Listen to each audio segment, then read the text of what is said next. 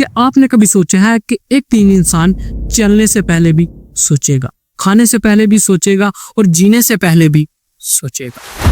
ایک وقت آئے گا جب انسان کا جسم تو کمزور ہوگا لیکن اس کا دماغ حد سے بھی زیادہ طاقتور ہوگا, اور یہی لمحہ ہوگا انسانیت کا سب سے خطرناک موڑ.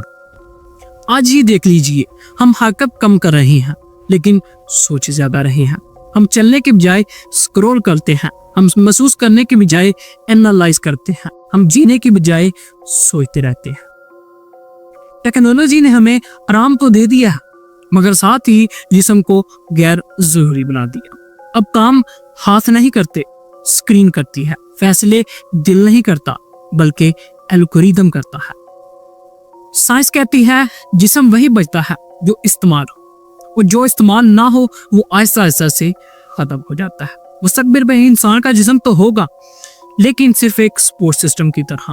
اصل انسان صرف دماغ بن جائے گا, ایک ایسا دماغ جو سب کچھ جانتا ہوگا مگر سب کچھ محسوس نہیں کرتا ہوگا.